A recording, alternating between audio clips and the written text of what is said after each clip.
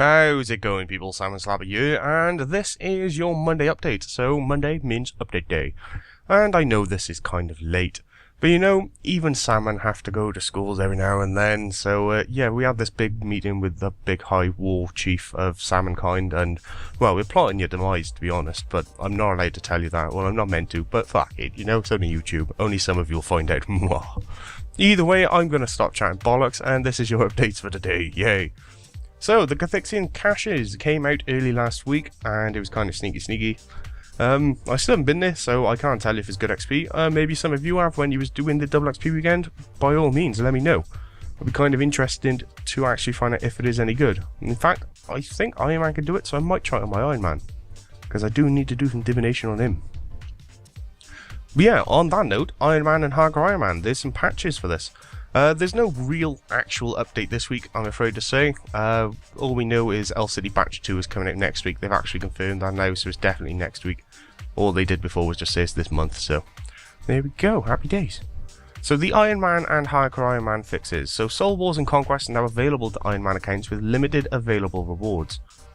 This is kind of nice to see. This actually means now that, as far as I know off the top of my head, Iron Man can now get the quest cape, because Soul Wars was a requirement for Nomad's Requiem. And I think you had to do the practice or tutorial part of Conquest for the Pest Queen quest. I think that was it. I think it was only a tutorial. So, yeah, you can now do that on Iron Man. Hardcore mode death broadcast, so people dying in Hardcore, is only going to display people with 750 or above total, which is kind of nice. It'll stop the spam, which is pretty nice. One other thing which I'm happy and at the same time kind of annoyed at is Soul Reaper assignments now yield reduced Slayer XP for Iron Man accounts. The reason I'm happy about this is because it gave you fucking monstrous Slayer XP if you had the combat level to take on those like mini boss assignments. So like if you did barrows and stuff, you walk out and you like 20k bang XP and it's like insta 129 Slayer without even trying. Absolutely fucking bonkers, but they've taken that out, and I was about to go do that right after I got my Xanax crossbow, which I'm kind of gutted about now because I'm not going to be able to get the sexy XP rewards. But that is a thing now, so if you missed out on doing the Soul Reaper on your Iron Man, unlucky. I'm not sure how much has been reduced. We'll just have to see. I'll get around to it on mine, and I can tell you then if one of you have tried it since, like today. By all means, leave it in the comments for everybody else to know. That would be much appreciated. Then the last thing is the Exiled Calphite layer is now open to Iron Man accounts. I didn't even know this wasn't open to Iron Man. And I honestly don't know why it wasn't. I mean, KK, don't you have to make your own instance for that? Which means you wouldn't be able to join up with friends anyway? No? Am I wrong? I'm pretty sure you literally have to make an instance. There's no, like, open entry. And the Exiled Calphite Queen? I don't think there's any requirements to actually get in there, no? I don't know, it's open to Iron Man anyway. So next on the list is the grouping system. I actually haven't even used this, so yeah, I don't know, whatever. It is now possible to teleport freely to the following minigames when in a group instead of having a party leader teleport everyone. That's the Fixed of Guthix, the Clan Wars Free-For-All, the Safe Clan Wars, Shades of Morden, and the Tazar Fight Pit. Matchmaking has also been improved, so you're less likely to be assigned to a group with offline players. That's probably a good thing, let's be honest. There is now an option to only allow players with a minimum of 10 kills in the chosen boss group, or only to join groups that meet that requirement. You can now set custom group sizes for boss fights and certain minigames. The grouping system messages are now filtered when the game messages are set to be filtered. The coin share and loot share option has been added to the group system, which is nice. A view stats option is now available in the group system interface, allowing players base levels and XP to be viewed by other group members. And then you move on to Le Ninja. So the Ninja, a large number of skill and animations throughout the game has been updated, quite nice. All jelly models and animations have been updated, also quite nice. Players can now set custom buy and sell thresholds in shops to determine whether or not to receive a warning about expensive items. Something or nothing. Players can now tag monsters inside the fight cave and fight kiln. I don't really know what that means. Yeah, I really don't know what that means. You can now tag monsters and fight. It's a solo player thingy anyway. I don't know. Whatever, you can do it. Obtaining the final boss title will now broadcast to other players. The knocked back animation has been updated. You can now save up to 3 presets for max or completionist cape colours. Kind of nice. Quick teleport options on right click are now available on an equipped clan Vexilium. Players can now walk through the Tavily dungeon gate by simply clicking on the gate rather than needing to manually use the dusty key on it. Oh, come on, man. Just did that quest. Baby dragons have been graphically updated. I didn't even know they needed it. Certain prayer animations now persist if you start walking before they're finished. You can now see which bank tab an object is in while searching. That's nice. An Obsidian Cape is now a hybrid cape. That kind of helps out Iron Man a little bit.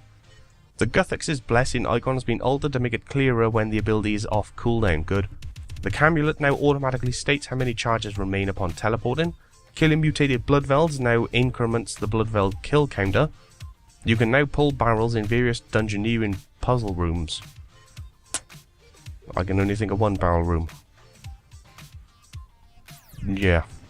Right click options have been added for crafting various blocks in dungeoneering puzzle rooms, making them easier to use in combat. Divination porter items will now work with salamanders and swamp lizards. That could be kind of nice, because that is a giant pain in the ass having to go back and forth the bank with lizards and stuff. Chat messages displayed when the effects of receiving triple charm drops are about to wear off have been made more noticeable. Nilodian will now return upgraded cannons. And moving on to miscellaneous, rune ethereal outfits now grant a weight reducing effect when worn. The ghostly fisher and farm outfits now work as skilling outfits as long as you have the whole regular versions of the outfits unlocked. So basically if you've got the farmer outfit and the fisher outfit regular, then the ghost ones will also work as those skill outfits. So there we go.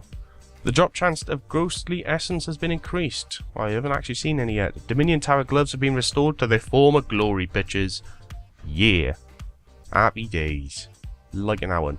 Hopefully you can now punch it in the face with Dom gloves. I might have to test that out. I do miss that. Punching old Corb in the eye. It was fun. And last but not least we have patch notes. And yeah, there's a few of them. I'm not going to lie. There is quite a few of them. This might take a little while. So, take a deep breath, sit back, relax, go skilling or something. Here we go, graphical updates.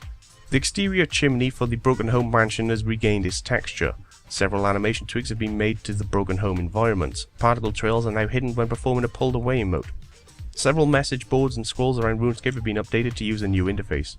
Ghost Gravingus now has a more ghost-like face. The Memorial Fountain in Lumbridge now has the water icon on the minimap and world map.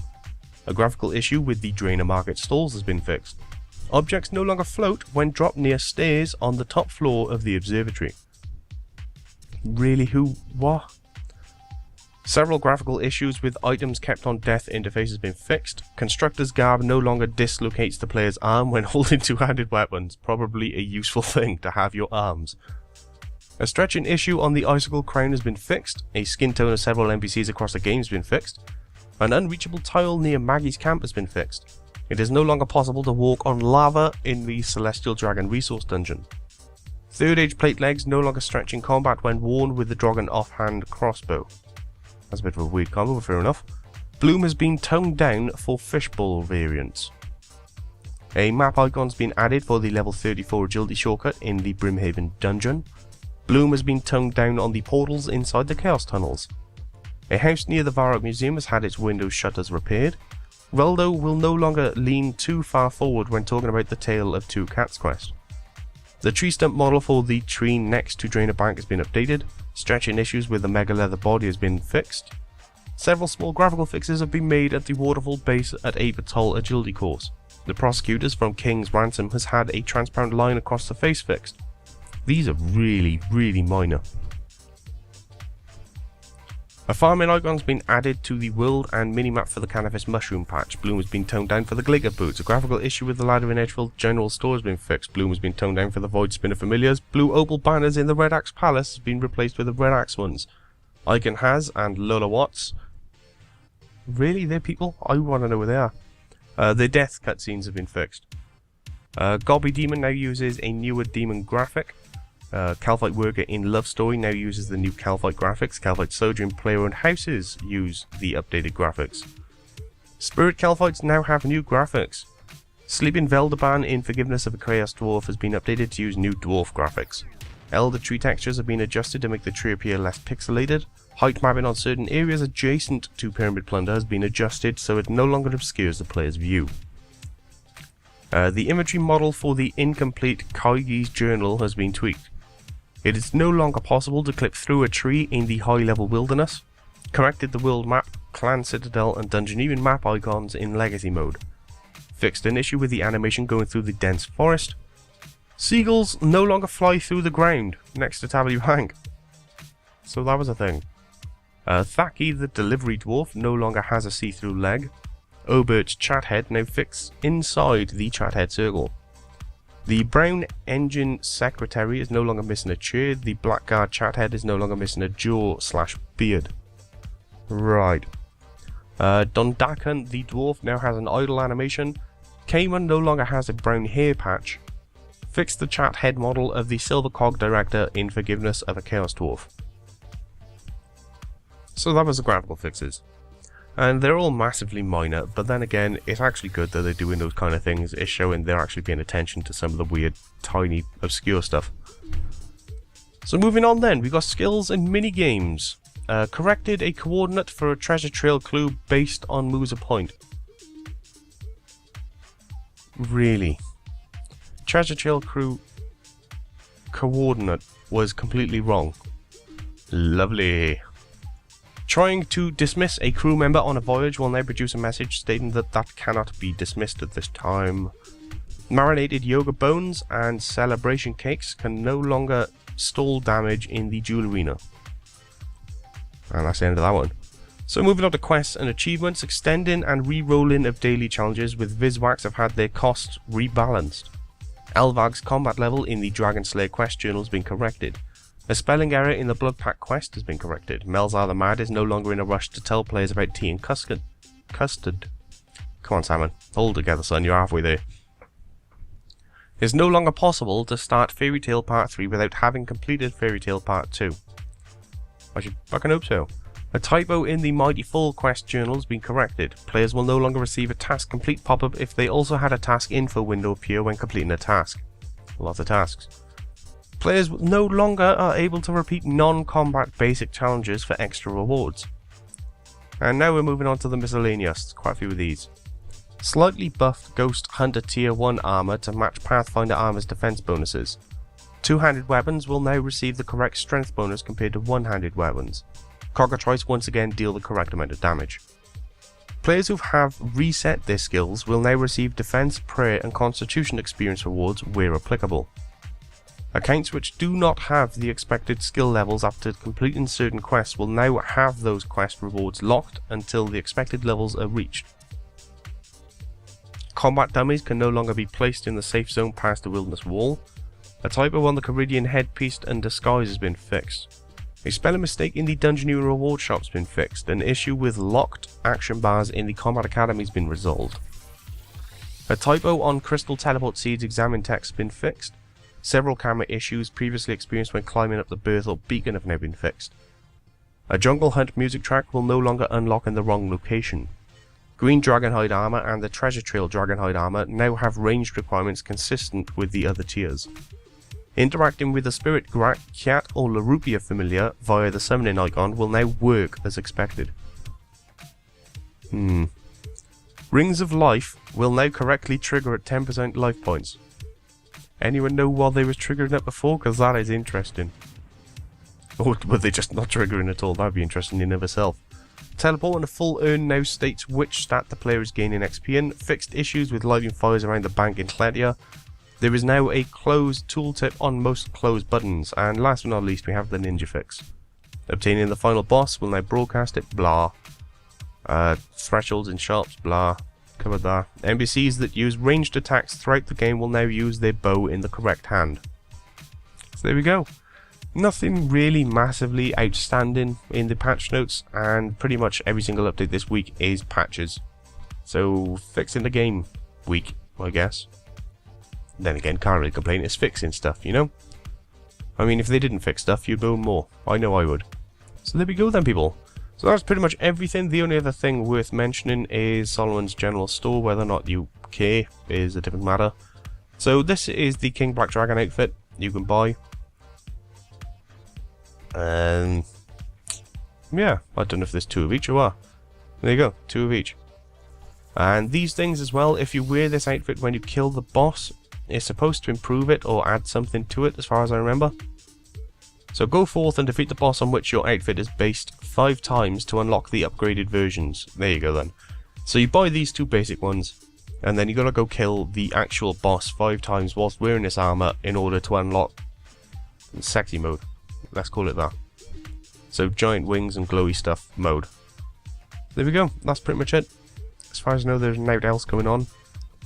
Nope. Well, you got the Well of Goodwill, that's open for the charities, so if you want to dispose of some, I don't know, income for whatever reason, you can do that. Every 5 mil, I think it is, you deposit into the Well of Goodwill. They give $1 to one of the charities. There's 3 charities they're supporting, so yeah, that's a thing too. There we go, people. That is your Monday update. You've now all been informed. So until next time, I will catch you all later. Back to plotting your demise.